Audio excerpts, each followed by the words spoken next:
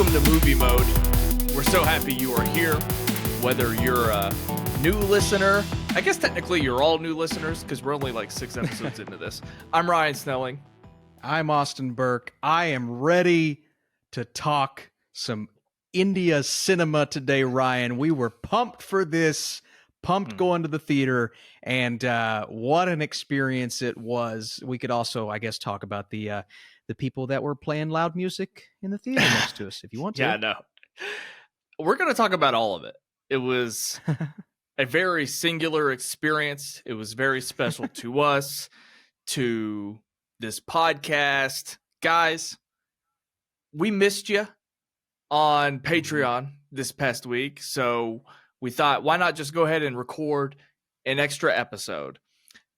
It's going to be a little different than usual because we are covering maybe the biggest movie in international cinema this year. We'll talk about that a little bit, but we also understand that since we're primarily an American podcast, there's a lot of you guys who are going to be listening to us talk about a movie you've probably never even heard of, definitely never seen because it's limited release, at least at the time that we're recording this. But also, we want this podcast to be for the people who have seen it, who have been anticipating this for maybe even 5 years.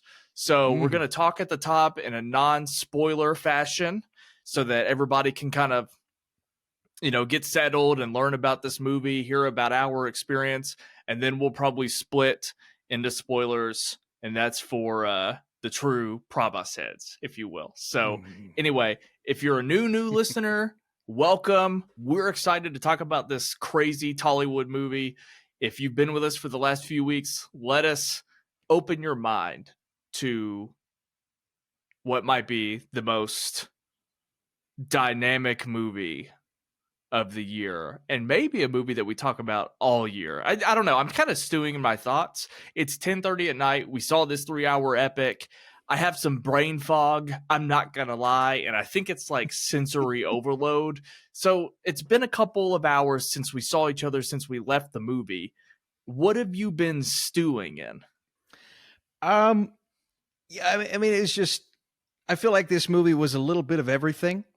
It had action, it had adventure, it had romance, it had cool character entrances, incredible character moments, one-liners for days from one character in particular, and just some really memorable things across the board.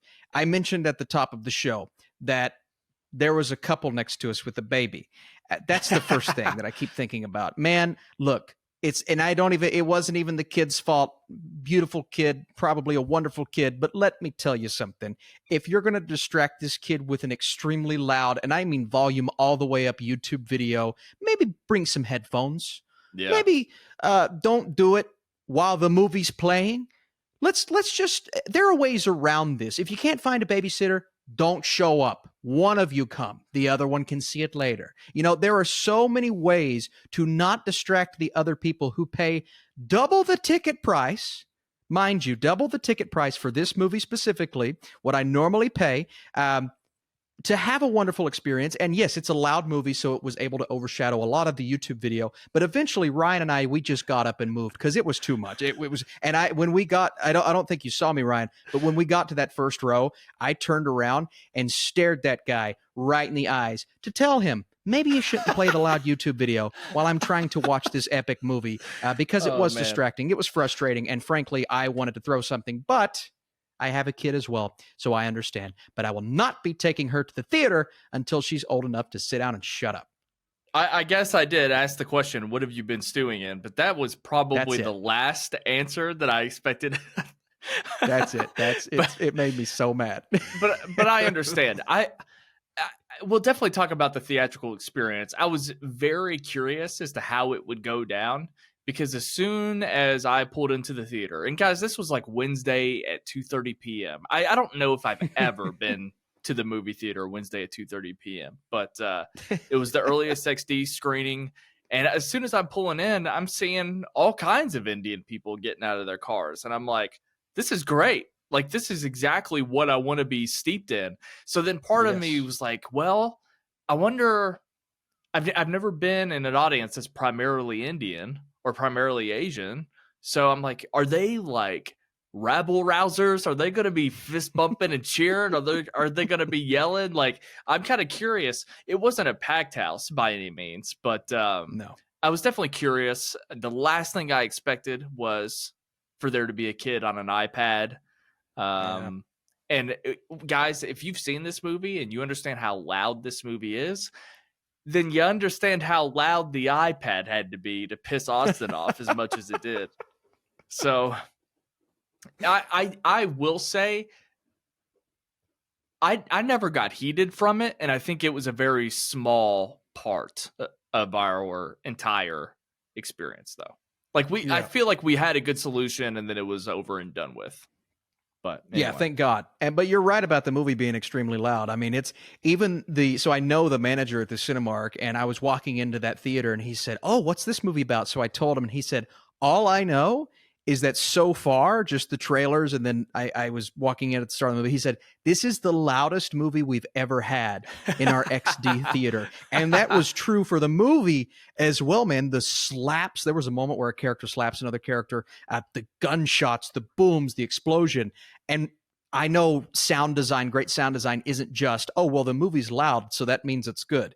Yeah. But the sound design in general, how they would distinguish the very specific sounds from the chaos happening in the background was really spectacular. So when we say, see this in a theater, I mean this just as much. I mean, maybe Dune first, but just as much as any other movie this year. See this in a theater because there's nothing else like it. I promise you that. Kalki 2898 AD. I don't even know if we've said the title of it yet, but this movie, it's only a movie that we've heard about for the last couple of weeks, at least personally. I mean, I saw a lot of people requesting trailer reactions online, and I didn't know anything about this, but the fandom behind it is loud and excited, and I don't know, there was something about this movie. It was infectious. It kind of infiltrated me, and my curiosity went through the roof. And, you and I have been talking about this movie,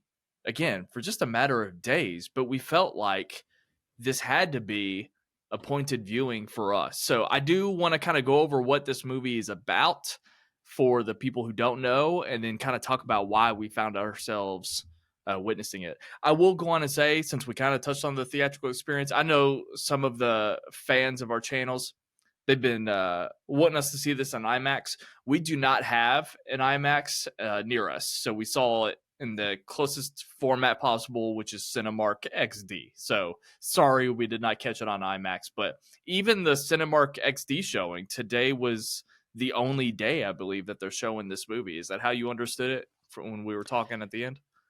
Yeah, that's what it looked like. I know Jacob told me that he's like, we do have some other screenings of it scattered, but in terms of the main day in the XD theater, because this was in the biggest theater in the theater. I mean, this was the big XD Prime theater, and he said, the manager of the Cinemark, he said, obviously it's a big deal if we're taking an XD screen for this film, and so it is a big deal. And I also, real quick before we went into it, Ryan, I want to say shout out. You mentioned some people in our comment section telling us there's someone by the name of Sarath who is always telling me to review Indian cinema, and he got on my Letterboxd page in my comments and actually was the very first one to mention this film. And so shout out to Sarath and a couple of others who were in the comments a couple of weeks ago talking about this and getting Ryan and I both. I mean, we were both kind of pushed to see this movie, which is awesome. And that's what we want, especially with Movie Mode, guys. If you have more recommendations for this year, let us know because we'd love to hear them. Absolutely. If you go to IMDb and read the synopsis, it's extremely simple. So I'm going to read this and you're going to laugh and be like, okay, well, we definitely have to expand on this. So a modern day avatar of Vishnu, a Hindu god who is believed to have descended to Earth to protect the world from evil forces. That's actually not even a complete sentence. So there's an issue there. So let's expand on what this IMDb synopsis is trying to say. So another thing, we are going to get stuff wrong, guys. We're going to mispronounce names. We're going to forget names. We're not going to know actors. We're going to mess up. But here's how I've understood it. And we kind of put out reaction videos. That was everybody's chance to correct us. So bear with us. But here's what I understand and what I've learned, okay? And you can correct me if I'm wrong. Historically, Indians believe that there are ages in their society, and we are currently living through the Kali age or Kali Yuga. Yuga is the word for age, okay? So ages also span like thousands of years. So everyone who exists on Earth right now has only lived in Kali Yuga. But this movie that takes place in 2898 is a obviously fictitious bookend to this age. So it's definitely science fiction, but it's also rooted in a lot of their own beliefs. So I found that to be fascinating because America doesn't have an equivalent for this. Like the American equivalent would be like, put Mel Gibson's character in The Patriot into Alex Garland's Civil War. Like, what is it? America's too much of a new experiment, or it just also doesn't really have much of a culture. So it's like, it's just fascinating because the idea that there was like so much still to learn about what goes into these ideas. I mean, you and I definitely don't know, but that's what I've come to understand. It is basically not historical. It's just science fiction, but it's rooted in a lot of their historical and religious beliefs and things like that. So I thought that was a really cool concept, and it seems like everybody else does as well. So is that how you've understood it? Do you have anything to add to that? Yeah, I guess the American equivalent would be like in the Bible, the Antichrist coming and God coming back.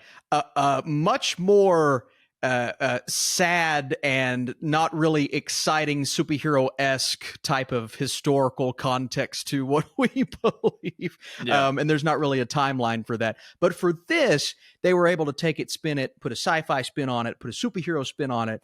And even and I'm so glad, Ryan, and you know, people pointed it out. You did a video on it first. The prelude to Kalki and the expansion, learning about the worlds of Kalki, both videos from the director, they helped so much. And they talked about the influences of what he talked about foreign cinema. For us, it would be Marvel and Disney, all this. He talked about Star Wars and Marvel's influence on what his movie was going to be, mixed with the historical context of what they believe.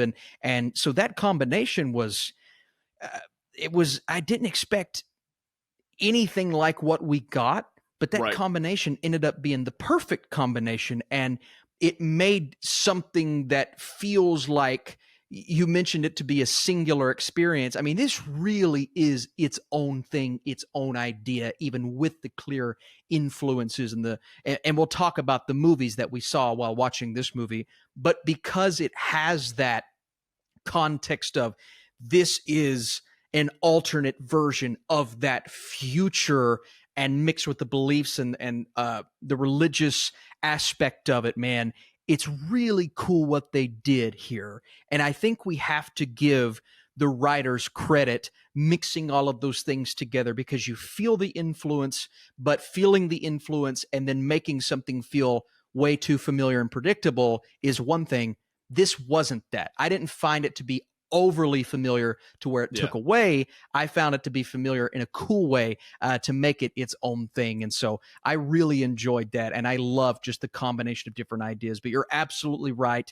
It is this odd sci-fi spin on a historical type of history there. So that's really cool. And I think this was a natural entry point for us. I mean, as two guys that are, I think, more curious about Indian cinema. I mean, look, the movies that we keep comparing this to, I think even the trailer, we were comparing it to Dune. We were comparing it to Mad Max. Definitely after seeing the movie, we see those comparisons.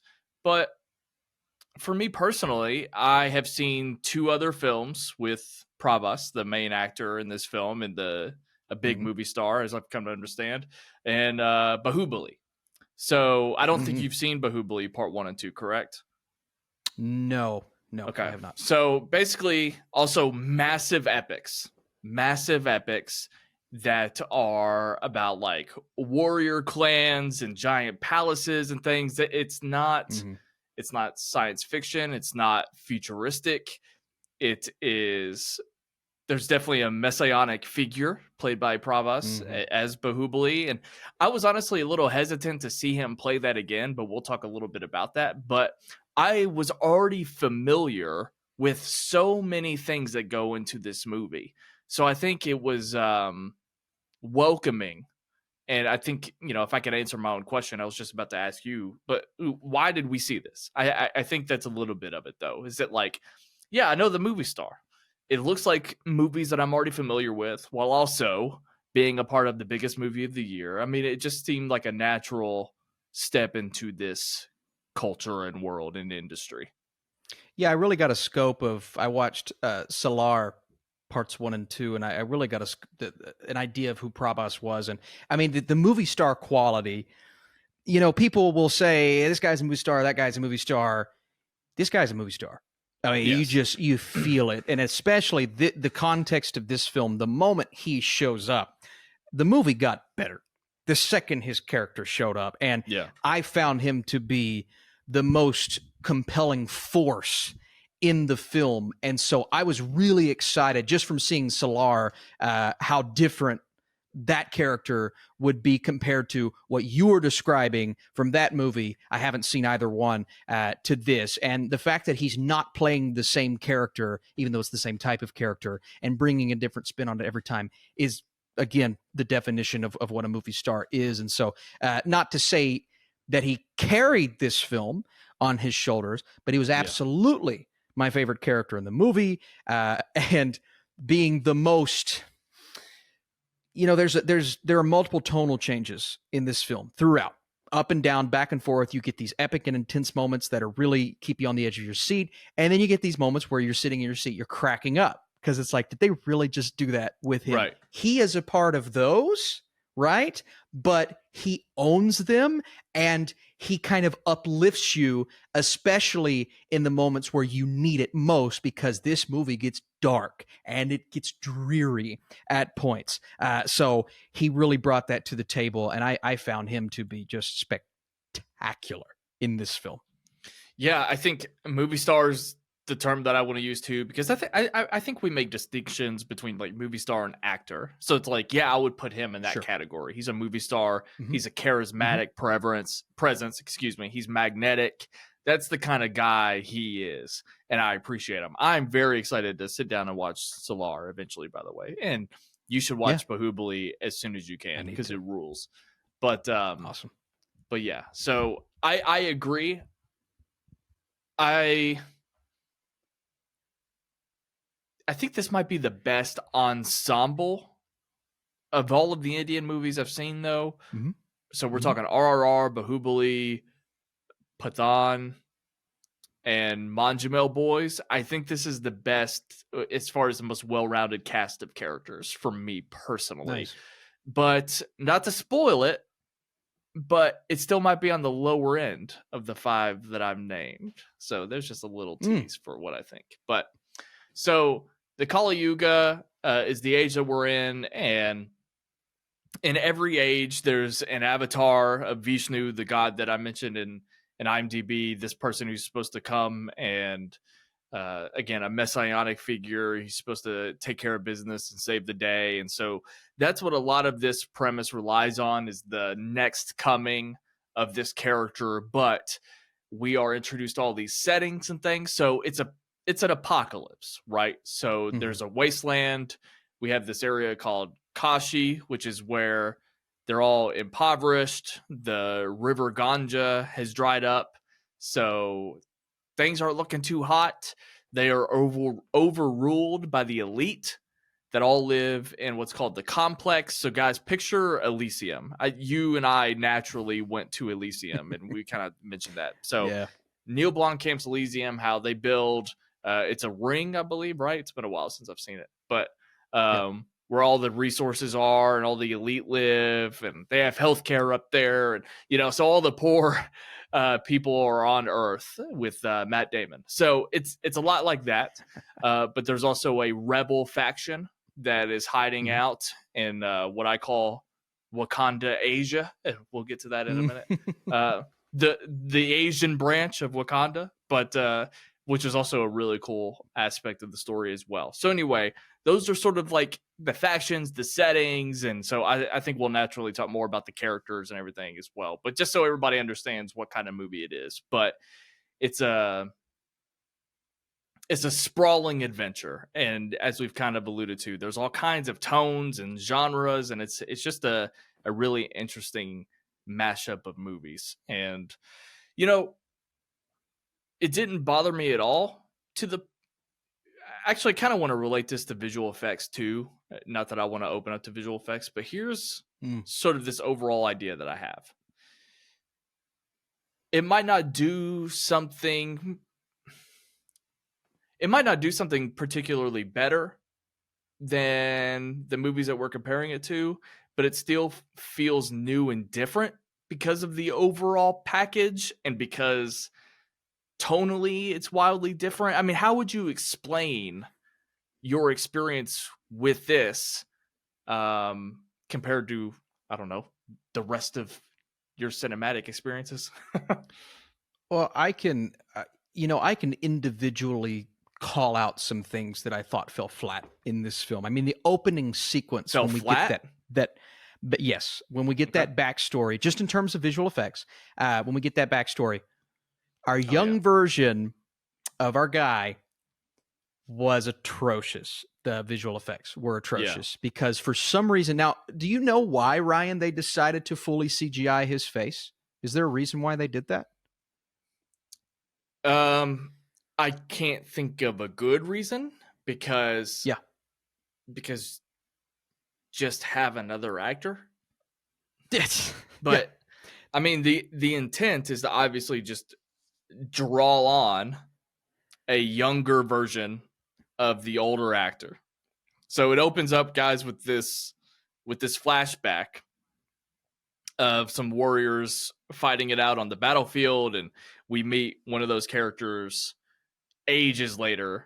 So I don't know why they had to de-age him though. I mean, all it takes, just do like a Jon Snow shot where you're slowly painting in on the young version and then cut to what the old guy looks like, and it's like there's not a good reason for it. I was going to kind of add to that though, that for whatever reason in my head it clicked, that is bad, but I didn't get upset about it. And I don't know why that is. There are times when the visual effects are like, and I don't even necessarily mean bad. There are times when visual effects are not as good as some of the best visual effects that we've gotten, but I care less. And I don't know. First of all, I don't know if you agree with me, but maybe you can help me figure this out. But there's just something about that, whatever the image we get just seems to look better. So I don't know if it's because of the relationship between the artificial and the natural, and it blends together naturally. I don't know what techniques they may or may not use, but the image as a whole looks better and more coherent, even though the visual effects might not be as great as, Planet of the Apes. I don't know. It's just how I felt.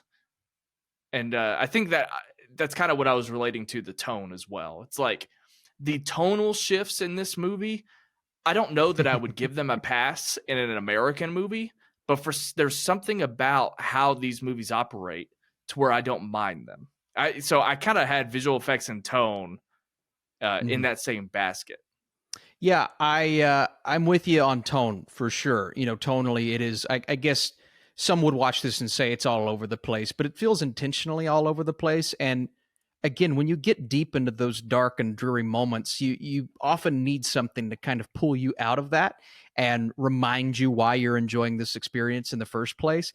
That's what I chalk this up to. I think they did a really nice job of getting dark when they needed to, especially with her story. And we'll talk about her story and how, I mean, just the miracle religious side of the story that she was on. So that gets dark and dreary, but then they always manage to pull you out of that with a little bit of humor or some quirky characters or some interesting one-liners. So I enjoy that in a movie like this. It's something that doesn't always work, but in a movie like this really works. The VFX were a little different for me. Now I could definitely see the side of, well, the scene where we get the really poorly done CGI person is a historical backstory. And so it's almost like in Justice League when Snyder cuts to, and I'm talking Snyder's version, when he cuts to the big battle with Darkseid, when, you're going back all of those years, and it's a really CGI heavy scene, but it was really cool the way it was done because it was almost stylistic in that way. This was so different compared to the rest of the film style wise. And so it was a little more okay that it was a full CGI face and DH. But again, the decision to do that really frustrated me because you could have just got another actor. It's unnecessary. It's very unnecessary. And other than that one major CGI mishap, and then one shot of I think it was a big tiger later on in the movie that just looked terrible. I think the visual style of this film is astounding. It's genuinely astounding. And when I saw the trailer, I compared it to a Zack Snyder movie. They even often use slow-mo in this film. But it's not just the Zack Snyder effect. It's the world and the atmosphere that we're dealing with. And I thought he did a wonderful job of building up that atmosphere in the beginning, even though that historical scene's a little different from what we get following that, and then distinguishing the different locations that we go to, right? So you got Kashi, you got the complex, and Shambhala. All three feel drastically different from each other, but they all still feel like they belong in the same world. And that's really cool. And so, it almost had that feeling, it's a 3-hour movie, of you're watching a limited series. You're going to all these locations. You're learning about all these different cultures and the way people interact. And then at the end, it really starts to culminate together, and it does it beautifully. And so the visual style was a massive part of that. And I thought they absolutely nailed it from start to finish. What was your favorite location to be in? Just out of curiosity.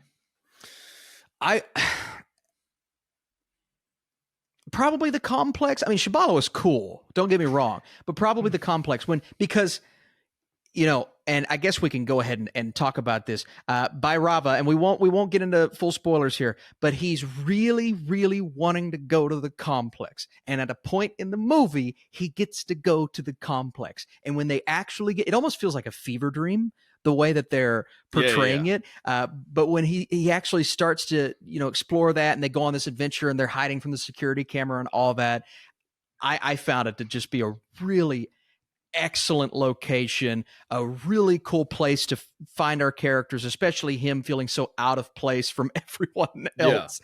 And I thought the visuals for this, again, you make that Elysium comparison, the big wheel in the sky, the visuals were just outstanding, man.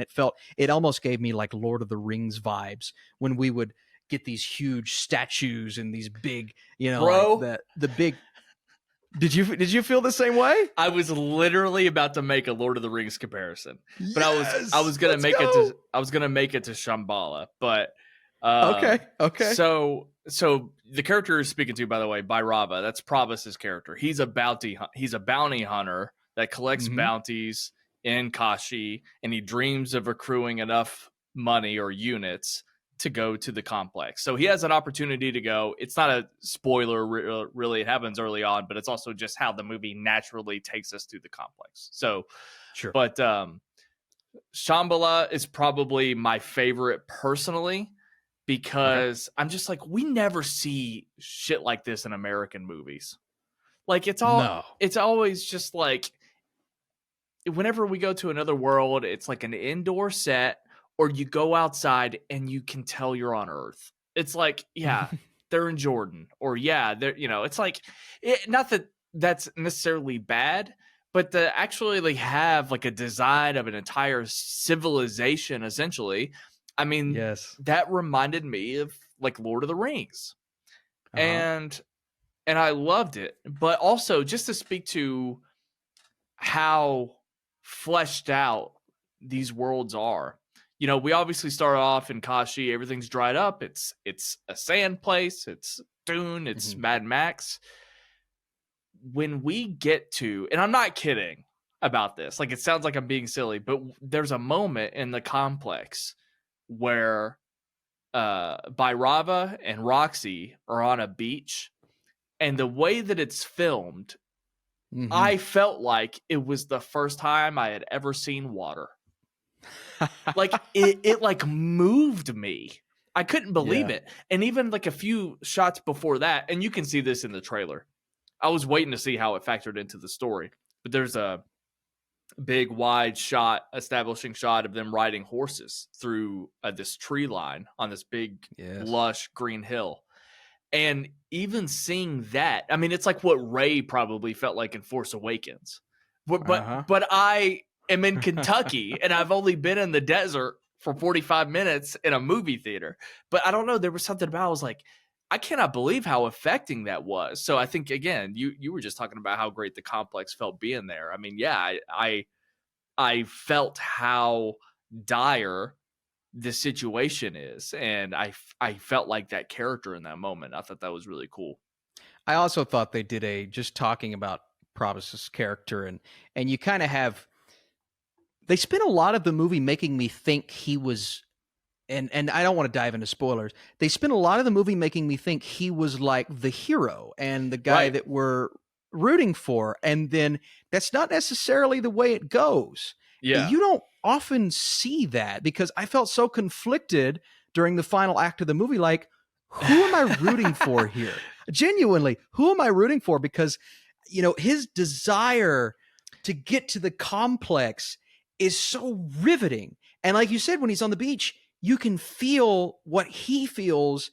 And I felt complete in that moment, watching his character feel complete. And so when we're almost required to kind of pick a side at the end, and both have good reason for you to pick a side, that was one of the most compelling parts of the movie for me, and something I did not expect at all. Ryan, how about you? You're dancing around spoilers. Be careful. But what I will say, and I don't know if it's because I'm an idiot, but I went into the movie thinking that he was the Messiah character. Like I did too. The movie, and again, this isn't a spoiler, but the movie is about figuring out who the mother is. And I thought, just based on the trailers, and because Prabhas, I thought that, we were going to find out that he was all along. I didn't even consider this whole mother aspect and that we were building up to this story. I thought we were going to dive right into it.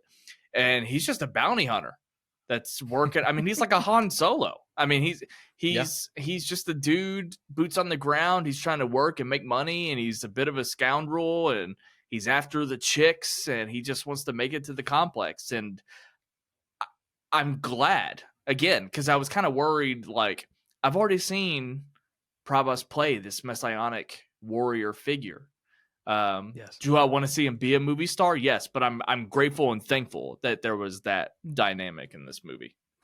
Well, it's the Harrison Ford effect. I mean, you made the perfect comparison there, right? He comes, and there's even a legend about him too. He's never lost a fight, and that's the legend going in. And so the second you hear that, and then you see what he's doing, the moment and that music kicks in, and you're like, oh my God, I'm going to love this character. Throws a little humor in there. Like, oh, it's just perfection across the board, that introduction. He's got a sidekick. He's got his Chewie. It's a robot named Bougie. He's got his Millennium Falcon and that car that they designed for the movie. So, yeah. And he's a bit of a sleaze, but charming, and you love him. Very. And you can't help but not look at him. So, one of the things that struck me, tone-wise, is we would go from his scenes, which were light and fluffy and feathery and action-packed. I do think that some of the hand-to-hand combat, I thought it was a little clumsy. I'm not going to lie. Jarring. Like in the first act, specifically, the second act, all of the sequencing, I thought crushed it. And it was run and gun in the second act. And by second act, I mean, the second part after the intermission. Not technically the second act, necessarily. Sorry. But they were still fun. I was still enjoying those fight scenes. But you'd go from that to being in the complex where we meet Sumati or Sumati, and that was like its own trippy thing. I mean, there was definitely like Harkonnen vibes as well, but it was also straight like science fiction, Matrix type stuff too. And so it would be like deadly serious, muted sci-fi back to back with those like fluffy scenes with him. And I think that's what we were primarily alluding to, but somehow they pulled it off. And then those two characters and worlds end up meeting later on, and then that works too. I mean, yeah, our big bad villain felt like the Baron mixed with the Emperor mixed with Jared Leto's character in Blade Runner 2049, because you even had those things flying around him. I was thinking character. Snoke, because he has that giant gash coming down his head. I thought he was like Snoke, because they also called him Supreme. So I was thinking Snoke and Baron Harkonnen. Literally just a combination of, well, that's the thing though, right? You say that, if you've never watched the movie, you're going to be like, oh, so they're just stealing from all these other sci-fi movies. And yeah, sort of, but it's such a distinct version of this combination of all these things we've seen before, but he's his own thing, and he's a presence. Yeah. He's a force.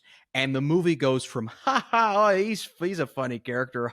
This is a light moment. When we go to him and we go to what's happening to all these women, because there's a brutal scene in this movie that I didn't expect, what's happening to the women. And I was like, oh my God. I mean, I got, at one point I got like a Toy Story 3 vibe. If you've seen the movie, you know what I'm talking about, from one of the scenes. And so I'm like, dang, man, they're doing this. But then you go back to the lighthearted, but it was just balanced. It's hard to say, and you believe me if you've not seen the movie, that it fit, but tonally, I didn't have much of an issue going back and forth. There's something about it, like, I think it just comes to this understanding where, like, I already feel like anything is possible. When I watch Indian movies, like, the word you and I use is bombast. And I don't know if there's like a language barrier, but what I mean when I say that is stylistically, it's like inflated or an exaggerated. And, you know, Brando and I used to talk a lot about this when we reviewed the few movies that I spoke to earlier. I mean, these are also just like live action animes. So it's like you can have these really interesting ideas and conversations between certain characters, and then they fly around and punch each other. And so there's just something about this like learned idea, even though this is what, the 5th or 6th now Indian movie that I've ever seen. And, but there's just something about it that I don't know, my mind thinks differently about this. You know, it's like, when I watched Manjamel Boys, I talked a little bit about, and I think there's some of this with this movie too, even though they come from different industries, still both South Indian. But I think the first half just kind of takes its time, takes a little too long. Like I think for sure. I talked a lot about like, what would Manjamel Boys have been if it was made in America? I thought that was an interesting conversation to have. So I talked a little bit about how America would make it different.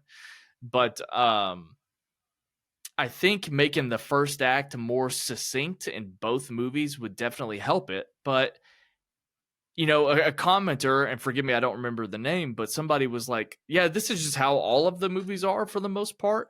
And we understand it to, you know, be that's actually why the movie pays itself off.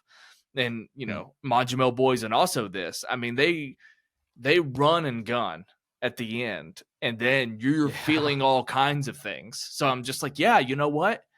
Maybe that's just something I've come to understand, that when I sit down, I'm chilling out for an hour and a half or so, and then we're going to go boom, boom, boom, boom, boom. Obviously, not every movie is going to be like this, but I don't know. There's something to this idea that, like, I already expect that, and I know that when I sit down for a movie like this, but when I go see Horizon and American Saga sometime in the next week, there's no way I mean, I might, but I'm probably less likely to give it the benefit of the doubt.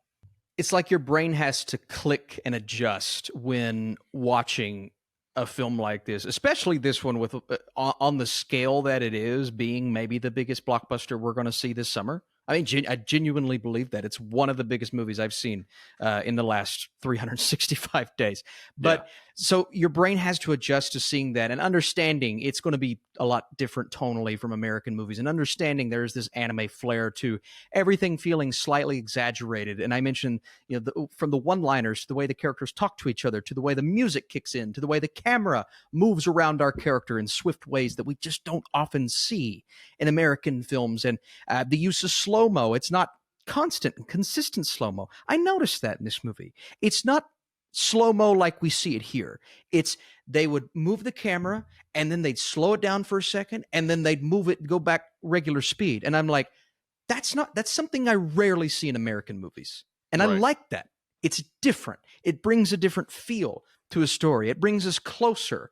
It really does bring us closer to these characters. And so you're almost getting more intimate with something that may seem to some way more exaggerated than something we would see in an American movie. But it's just the way they film it and go about it. And so once your brain clicks and adjusts to that, like it did for me a couple of years ago, I mean, I want to say RRR was the first time I ever got engrossed in Indian cinema. And the moment my brain clicked, I was in. Yeah. And I think I've been in ever since. And not all of them work, obviously, but when they work, like a Kalki, I think it works really well. Yeah, something else I've noticed, mostly when they go slow-mo, they don't increase the frame rate. So it like stays the same. So then it actually looks chopped up. It's almost like that's like a Saving Private Ryan type of thing. Instead of, increasing it to 60 FPS or whatever, that's like Beach of Normandy kind of thing where the frame rate's actually lower. I did notice a few unfinished shots. When we finally see the complex, there's this wide shot. I saw like in the top right corner, there were like noisy glitches. Like I could actually tell that there was an issue. And then there's a portion where we're inside a cave with Mother and Ashwatthama at the end, and you can see the light coming into the cave, but there was actually like this glitchy noise. So I did see a few unfinished shots actually, which made me sad, but that's okay, not a big deal. Doesn't even sound like you noticed, so it's all good. Yeah, those are things I oftentimes I'll notice those on second or third watches, but I genuinely didn't, other than the CGI that just didn't work for me. I didn't notice any of the unfinished stuff. So I'll have to pay more attention when I inevitably see this again, because I think I will. Yeah. Let's talk a little bit more about I think in general, I enjoyed watching every character. Even the characters that didn't last very long. So we met some of the refugees that were pretending to be what word do I want? They just pick up scraps. Junkers. So we met a band of junkers, quote unquote, and there was this young girl that made an impression on me because she was just a pretty unique character, but she was just very charming and very funny, and a nice, like, calming, youthful presence. And then she would go into kicking ass. And, whenever you'd see a lot of the bad guys, of course, there wasn't that dynamic where, like, they had any other personality other than, like, tough bad guy. So I just thought that was kind of interesting. I also got a little bit worried. I'm not going to spoil this, but I got a little bit worried going into the second half of the movie because I felt like the perspective and point of view of Sumati was just like completely eliminated from the movie. But I don't know that we entirely did that, but it got a little close and I was like, well, that's a little disappointing. But I don't think it like devastated the movie by any means. Yeah, the young girl that you brought up, she's actually a very integral character too, because she makes a big impact on when they're all together in the back of the truck, and she's talking about what marriage is and what a relationship is, and that dynamic that she has with I can't remember his name, but it's a really riveting thing. And she made, like you said, a huge kind of more brief than I would have wanted impact on me as a character. And she brought some humor. I think that's, one thing a lot of these side characters incorporate some nice humor. And I was worried at the beginning with our two turned into one young character that we were following that they were just going to disappear altogether. But they kind of come back at the end, and it brings a nice little sense of humor as well. So yeah, there are those characters that I would have liked to have seen more, but for the most part, they work even in short bursts, if you will. Well, yeah, other than the de-aged version of it, we haven't talked a lot about that character, Ashwatthama. By the way, I remember reading one of the comments. It's either that gentleman or the gentleman who plays Supreme. It's actually like a super well-known actor in India that's like apparently like way more made up than they're used to seeing. So people were excited. I'm going to assume it's Supreme because he had such a cosmetic change in his appearance, but I can't remember which one they were talking about. So apparently it was like nice to see for Indian audiences a particular actor in that role. But this character, he was like the Gandalf, if you will. But whenever he was on screen, even like when he wasn't the focus, like even when he was in the background or like just his hand holding his staff would be in frame, I stared at him because for whatever reason, I was always drawn to how they were pulling this off. Whether it be forced perspective or CGI or whatever it was, like I just kept looking at him, trying to find a flaw in that design and in that, but I just thought it worked so well. I in general thought he was a cool character and he had a lot of badass moments and stuff, but I was trying to see the seams as well, and I never did. And I thought they crushed a lot of those smaller visual effects as well. Ashwatthama is one of the coolest characters I've seen this year. Just so freaking cool, man. Awesome, dude. The voice, the way that it radiated, I don't know if this will be replicated if you watch this at home, but the way that voice carried through the theater. Yeah. Every time I'm like, oh my God, like that's just a force of nature. And the height and the broadness, I'm like, this is everything you want. The actor has been in movies like Slumdog Millionaire and Great Gatsby, as well as countless movies from India. So obviously really good, but oh my goodness. Now, again, the de-aging thing, didn't necessarily need it with the flashbacks, but when we get especially his battles at the end with Prabhas, I'm like, yeah, I could have watched that for 2 more hours. It was incredible. It was awesome. Shame on you. You got to be careful. That's true. You keep going. You keep going to that third act. We got to do it, man. Let's just go to spoilers. I feel like we've non-spoiled away. All right, let's do it. What you got? I've tiptoed around some things the entire time, but going back to that battle between those two at the end, and not to skip all the way there, but the way that they built both sides up so beautifully, and the conflict that I was feeling, and you can actually see that they're both almost fighting for the same thing, because there's our moment where our girl is falling and Ashwatthama's going down to save her, and then Prabhas, the big movie star, jumps in and saves her anyway. So it's like they're fighting for the same thing, but he wants to be in the complex so bad. Yeah. That's been the driving force of his character throughout the entire movie. I was torn. I was ripped apart during the third act of that movie. Who were you rooting for? I mean, was it the same thing?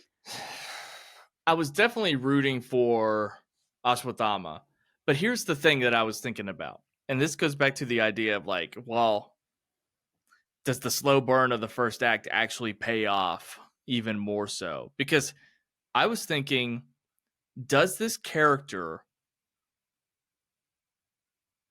move forward with this if he doesn't ever go to the complex in the first place? And the fact that he got a taste of it, and then still, I feel like that's something an American movie would never do. Like, I feel like America would always flip him But the fact that they sent him to the complex and the fact that he still is trying to take her back, I'm just like, that's some balls, and I dig it. And that makes the story even better. Like, because it's not like he isn't unlikable. It's just way more complex. I don't think we got a neat bow on this. And I love that idea that they will still both take a second to save somebody from dying. But one of them is taking her back to the complex. Yeah, I mean, one of them's got the bad intentions. He's got the bad intentions, but you just like him. You can't, and you know that there's a piece of him that eventually is going to make the right decision, but we don't see it in this movie. And so, well, I guess we do at one point, but he's still taking her back. And so, I mean, the way that they build, I mean, it's genuinely one of the best written characters in all of the films from India that I have seen. This character is one of the best written characters I've seen because it's such a complex set of emotions while you're watching him. And obviously Ashwathama and you know, the lore and everything driving that side of the story, that's what you should be rooting for because we want to save her and we want this miracle to happen. But at the same time, I just want that boy to get to the complex. I just want my guy to get to the complex. You and do, it's so hard not to root for that. Yeah, I do. Why is that? Also, actually, I want to make a point real quick because I can't go a podcast without intentionally pissing some people off. You want to know what other modern blockbuster, the only one I can think of, has the balls to make that decision? Oh, no. The Last Jedi. Knew you were going to say The Last Jedi. I knew it. Only The Last Jedi has the balls to do what this movie did. Oh, man. Oh, that's going to bring it's going to bring the hammer down. You're right. And not that I'm overly defending that movie, but in the context of what you're saying, you are right. The guts to do something like that. Any other context other than the context that surrounds The Last Jedi, that movie is wildly ballsy and kind of great. Oh man. In any other context, that movie is something else. Anyway,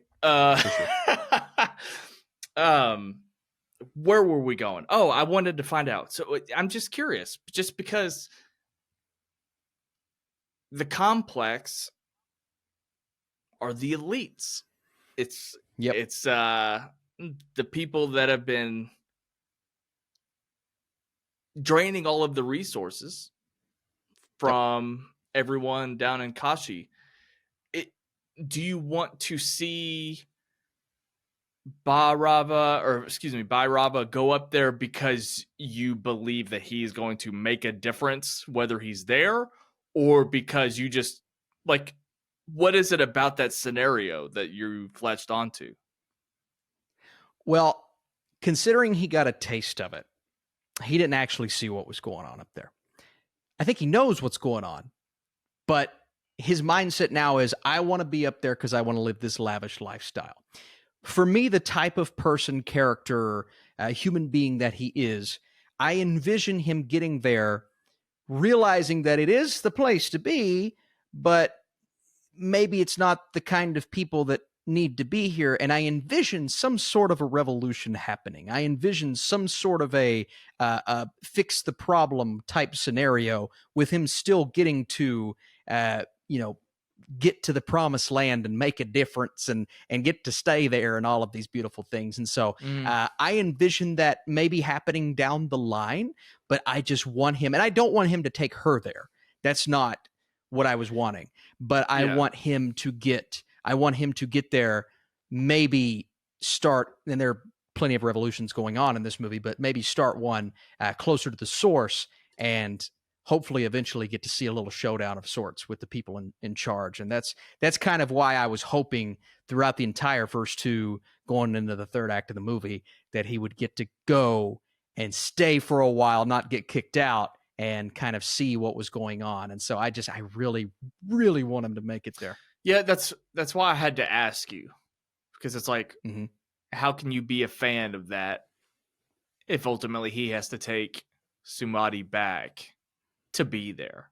But I mean, narratively speaking, I mean, you and I have both seen enough movies. We obviously know they're going back, and good has to overcome, because that's the whole point of the Kali Yuga and the reason why. I mean, we still have yet to meet our Messiah. I know. Technically. Yeah, you're right. So let's talk about some of the final moments, because I'm not going to lie, I'm a little confused. Also, I'm just going to go on and admittedly speak to the fact that, like, all kinds of stuff can fly over my head, guys. Like, there's a lot of, you know, I can easily get lost in a bunch of names. And even at the first 5 minutes, I was like, oh no, here we go. I'm already lost. But I'm not entirely sure I understood all of the aspects as far as, like, the serum and stuff. Like the little like jewel thing, the crystal things. I don't think I followed that really, or what was going on there. It might have been because I got up to go to the bathroom at a certain point. So I would love for you to expand on that as well. But I think both you and I need some clarification as to the character Prabhas portrayed at the end. Yeah, absolutely. That was a little, I used the word jarring when talking about it before. That was a little jarring for me because I didn't see any of it coming, because there really was nothing building to that moment where he transforms into his brother. I was just very did you, because I got up to go to the bathroom too, was there a moment where they hinted at that happening, or did it just happen? I don't understand it at all. And I don't know if it's because it's a problem with the movie or because I'm an idiot. I genuinely have no idea. Yeah. I think I was mainly disappointed because that imagery of him being on a battlefield on a chariot, his hair blowing in the wind, that's like Bahubali. So everything I said about him playing a completely different character, the second character he plays is like a Bahubali warrior messiah type dude. Sure. So it's like, okay, whatever, but that's fine. Not that big of a deal. I legitimately don't understand it, and so I don't know if it's purposeful. The second movie, I guess we can clarify now that we're getting another movie. Maybe that's just something that is intentionally a cliffhanger and we're not supposed to understand it. But I also welcome any listener or viewer. Feel free to comment down below and explain this to us if there is an explanation. Mm-hmm. Well, I'm not saying it wasn't a bad, like, I was very confused, but it wasn't I am not enjoying this, because it was cool when he grabs the staff and does all those things and then doesn't remember it after that. He's like, how did I get here? Right. Why is she there? And so the reasoning behind it is what I have the issue with, is why did he snap into that all of a sudden, and what brought that? I guess it's the context of the moment, like that moment required him to do that, but why did that happen? And I guess it was him all of this time, and then that thing of he's never lost a battle. Maybe he's lived longer than he thinks that he's lived. Obviously, he's lived longer than he thinks that he lives. So I there's something that's going to tie that in, Ryan, eventually, maybe. But I just don't think it's happened yet. But he's not the Messiah. No, he's not the Messiah. So it's like, I just don't know what that, I don't know what the setup is then. It's like, I thought the story was the kid. But it's like, this is like another added element. I mean, we'll obviously understand it in the next movie, but I also wish I wish I left the theater kind of having an idea of what was going on too at the same time. Yes. It just felt like a cool moment for the sake of a cool moment, as opposed to something we have been building to narratively. And that's what is so disappointing. Again, it was cool. It was really cool when he grabbed that thing and fought those people, but narratively, I needed a lot more context, and hopefully we get it in the next film. Well, if that got you riled up, you're going to love Bahubali. Like, it is. Really? It's epic, dude. It's crazy. Okay. Yeah. Okay. And it has, I felt similarly at the end of the first movie. Like, I knew that there was a second one, but the first one feels so whole as well. Oh, Like, wow. it's a very similar relationship. Like, you feel like you've watched this entire epic and this legend of Bahubali, and then you find out that you've just wrapped up the first part. I mean, it's very similar in that way. And at the same time, the second one is like a completely different, but exactly the same type of experience. Like, the second movie is a whole movie. It's not like you're watching Infinity War and Endgame, where it's interesting. Like, you've seen two full, complete movies still with those moments, cliffhanger or whatever you want to call it, and yeah, and even with like a Deathly Hallows, like the DNA of Deathly Hallows Part 1, it's moody. It's a road trip. It's not like Bahubali Part 1 has to be a different thing because it's a Part 1. They are both equally massive epics. It's pretty special, actually. So, yeah, I'll just hype that up for you. But very similar relationship. So I'll ask you regarding this film. When we figured out, so neither of us knew going into this movie that this was a Part 1. I think it was hinted at in one of the videos, the prelude or the world, but I thought it was hinted at as more of, oh, this is something that more could come from this because there's such expansive lore here. No, it's a Part 1. It's a legit Part 1 because the story is not finished. Did you feel fully satisfied with the story that we got, or did the cliffhanger bother you, rile you up to the point to where, I wish it wouldn't have been that, big of a cutoff like it was? How'd you feel? No, that's sort of the point I was making with, like, well, it's weird to compare it to, remove my Avengers comparison. So if we're just talking about Deathly Hallows Part 1 and 2, it's not like that at all. At the end of Deathly Hallows Part 1, even going into that, just because it's also based on books, like, you walk into that knowing there's a Part 2, and so you kind of forgive it, but it's like Hunger Games type thing. Yeah, no, it is not that experience because of how we've already spoken about how sort of Indian cinema works in these ways, but the fact that the first act said everything and gave us the lay of the land, moved the pieces properly so well, we had time to learn everybody's motivations and invest in everyone. It's not like we invested in one person. We already spoke to that. We invested in everybody's mission, and that's why we had all these stirred emotions in the final battle. We saw a complete movie here that also teased the next installment, and both are rarely true, but this time it is true, and it's perfectly okay. I guess I would say I would compare this more to a Beyond the or an Across the Spider-Verse as opposed to some of the other movies that you mentioned, because that was very similar, right? It's a complete experience with a very clear tease and a very clear cliffhanger for something more to come. Maybe a little dead reckoning in there as well. I mean, that was such a complete experience. They no longer even call it Part 1. And so I guess that was they dropped that from the title. So I guess that was kind of a complete experience as well. But I feel the same way about this film. I felt very satisfied. Obviously, I'm looking forward to Part 2. And there is a massive cliffhanger at the end of this movie to where you are just left like, okay, so we're going to pick right up in the next film. But it is a complete experience because there are a lot of things that they're building up to that you get maybe not a resolution for, but you get a culmination of emotions for, where you feel some sense of a payoff, and you get that epic moment at the end with those two colliding. And I guess one of our few evil villains there that met his, died at the end there. And so that's satisfying as well, because he was a pretty evil dude.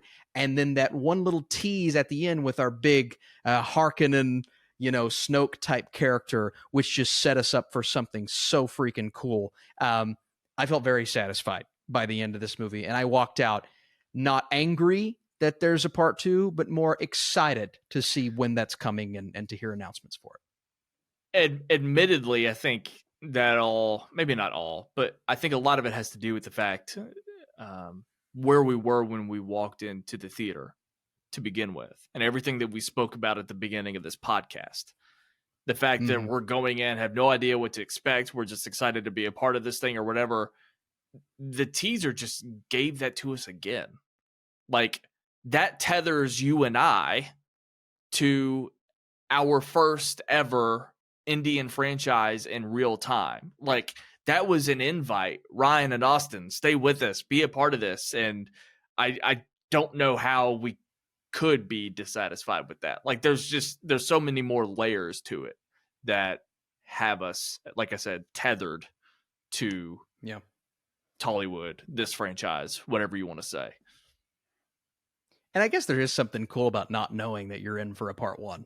You know, because every movie we go into, and that's what's so unique about this film in general, is we just learned about it a couple of weeks ago. Yeah. We didn't know anything about this. We knew that it was coming based off of comments we've gotten in the past, but we didn't know anything about the movie. And so learning these things on the fly. yeah, exactly. Learning these things on the fly, and even right now trying to figure out some things that happened within the film that we have no clue or context of, and there is probably an answer for us somewhere, is cool. And it's unique because with Hollywood films, everything is spoiled. Right now, look at Superman. We have seen all week behind the scenes pictures of the suits, the characters, the costumes, the outfits, and the outline of the movie. And so we're going to know a lot about that movie going into it.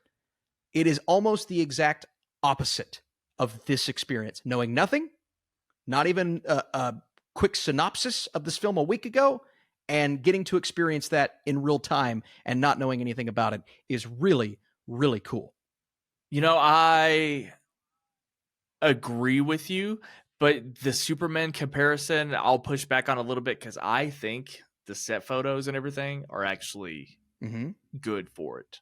Like, sure. Yeah, it's not a bad thing. Not that I want to be spoiled of that movie, of course not. But like, keep all that stuff coming. Sure. But that's actually, I'm glad you brought this up because I wanted to kind of compare this to what we've got going on here, because I just don't think an American studio could pull this off. Like, we don't have any kind of cultural ties, as I spoke to earlier, the way that India does. You know, these civilizations are ancient and have all these histories and religious aspects to them. I mean, your American comparison, that was just rooted in Christianity, which isn't rooted in America. I mean, we pull from it, but it's like, we just can't get there. So we don't have those ties, but also like the balls to just be like, we know we're making these huge epics. We know that you're going to show up. Who's our Prabhas? And I don't mean like who's our biggest movie star, but like you guys in the comment section, you'll literally just write Prabhas heart, heart, heart, heart, or you'll say Prabhas is here to save Indian cinema. You know, Prabhas has taken us to the promised land. Like the way that audiences speak about this man, we don't have that, dude. No. We have a few of our, big prominent movie stars or whatever, but nobody says those things about Ryan Reynolds to us in our comment section.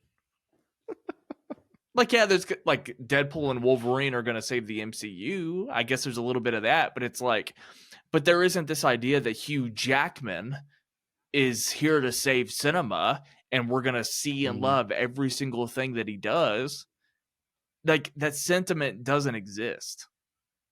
Well, even look at the movie stars that we have, like Dwayne "The Rock" Johnson. Nobody's saying that about him. People are saying he always plays the same role. He's in the same movie. He's in these types of big, crazy movies, but no one feels that way. Tom Cruise is probably the closest thing we have, but Tom Cruise is in more grounded and gritty and Mission Impossible, and he would never be in a big, religious sci-fi epic on this scale, on this level, because it just feels like something, because he gets to do whatever he wants to do. This is an entirely unique type of movie star that we don't even remotely have. And he's not Tom Cruise, and he's not going to save cinema or take us to the promised land because he's past his prime. No. So it's like, for sure. So it's like, okay, is Chris Hemsworth going to save American cinema? No. Otherwise, Furiosa wouldn't have broken even last week. It's like, yeah. I mean, the American industry is just so apathetic, and I think that's why we feel the way we feel. How about the fact that there's no way I can pronounce the production company. It starts with a V. It's a huge long word. The YouTube channel that put out the Prelude V Network. All right. The amount of videos, granted, a lot of the videos are made just because they're separating languages, but the amount of promotional videos that came out on that YouTube channel this past week is insane. Yep. And when you compare it to the last movie I praised for doing something similar, Dead Reckoning, it still pales in comparison. And obviously, Dead Reckoning didn't have the show out that this movie's probably going to have. So it's like the amount of videos that you and I have or will make on this movie, it's like we've done. When was the last time we did any of this? What we're doing? Never. I mean, just to be honest and blunt. Two reactions, reviews, spoiler reviews, Easter. I mean, we're going to do all kinds of things. What was the last movie that we did this for? Was it Endgame? Yeah. It's like, I mean, this is... Did we even do it for No Way Home? It's like... No. We don't treat Avatar like this. No, not at all. Avatar has trouble staying in the pop culture zeitgeist after 2 months of its release. I mean, it's two of the biggest movies of all time, but the talk surrounding them goes movies away. That I like. Yeah. It goes away. This movie, this will be talked about specifically in India. This will be talked about for the rest of the year. RRR was talked about for an entire year. I still talk nonstop. I still talk about RRR to this day. Absolutely. And absolutely. I don't think this movie is as good as RRR, but no. And I don't think it's as good as Bahubali. So if I could do my Indian rankings for you real quick, I would actually put it second. Let's do it. I would actually put it second to last from what I've seen. Oh, okay. I'm going to put RRR at the top, and then we'll go. I don't know which one, but I'll just say both Bahubalis are 2 and 3. 4, let's go Manjamel Boys. 5, 2898, and then Pathan, which is like that's the largest gap of quality. 2898. It's still a movie I appreciate a lot and enjoyed and had a blast with, excited about. Steep drop, Pathan. That just speaks to the few Indian movies I've seen. Yeah, just this year, Manjamel Boys, I really enjoyed. I'm with you on it getting off to a little bit of a slow start, but I think this story, it's easier to resonate with that type of story than it is to this type of story. But they're actually, I would have a hard time trying to figure out which one I enjoyed more, to be honest with you, because this is just so different compared to not only that and other movies from India that I've seen, but compared to my expectations. Yeah. Maybe I didn't even know what to expect, to be honest with you. But to now have this entire new world to just dive deep into and explore and learn more about, and these 3 distinct places in this world. And I feel like I could do a freaking research paper on this on this movie, and I'd be able to write 15 pages. There's so much going on here. Yeah. And so I'm excited to see how this specifically holds up on rewatch, because we're going to watch it again. There's going to be a part 2. We'll have to watch it again. I'm excited to see what more I'm able to see and latch onto the next time I watch this movie, because there's so much. And make no mistake, again, just because it's my 5 spot doesn't mean I didn't love it. I loved it and I had a great time. And Yeah. I have a movie to look forward to in the next coming years. I can't think of anything else that I'm looking forward to, Yeah. really. So, Yeah, there's some smaller Oscar movies that are on my radar. There's some things that could make some noise at the box office, but what's I guess the next Spider-Verse, right? But what's a movie that you are dying to know where the story goes? Just dying. And I think this and Spider-Verse are the only two that are the MCU, man. Look, I'm excited for Deadpool and Wolverine. I'm interested to see what the next Avengers movie is. I'm not dying to see it. I'm not on the edge of my seat like, all right, let's see. Oh, let's see what's going to happen in Captain Marvel 3. It's fine. Whatever. This, I'm excited for this, and I can't wait to see where it goes. and like, I'm not even as excited to see Mission Impossible 8. I mean, I think that speaks more. That speaks more to just kind of where Dead Reckoning left off, honestly. But it's like also one of my favorite and one of the best franchises that we have. Sure. And this, almost said Bahubali, Kalki 2898 brought out more hype for me. So, yeah, it's a pretty special thing we experienced tonight. I agree. Loud iPad aside, this was a great theatrical experience. Yeah. I'm sorry. It bugged me, man. It bugged me. I couldn't stop thinking about it. Anything else? I know you wanted to touch on sound effects, I think, or the sound design. So if you want to hit on that real quick, I do just want to kind of also say that I loved the weaponry. I loved a lot of the battle scenes. I loved that there was all the, futuristic tech. I think it was a lot of fun to watch all of that as well. The set pieces, all of that stuff was a lot of fun.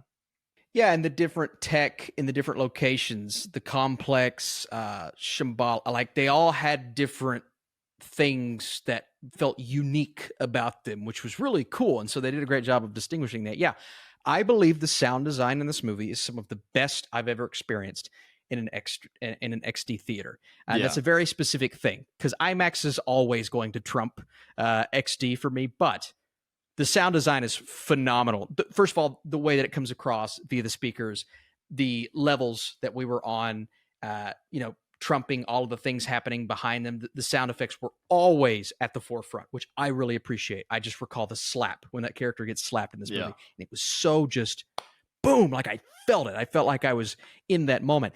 But the attention to detail as well, man. And it isn't often that I'm paying attention to just people walking through the sand or the things happening in this, torn apart city in the background. And you hear the chains hitting and you hear the electricity and the moment the lightning struck and Prabhas held the shield that fell onto him. That was just phenomenal sound design. And so I don't think this is going to get the type of hype that RRR got, but if it does translate and if it does have that reach over to the States like it should, probably won't, but like it should, I would put this in the conversation personally of the best sound design of the year, and I would put it in the Oscar conversation. I don't think it's going to happen, and Dune is obviously going to win that, but I would put it in the top 5, and I think it's going to stay there by the time we get to the end. I'm curious to watch this at home because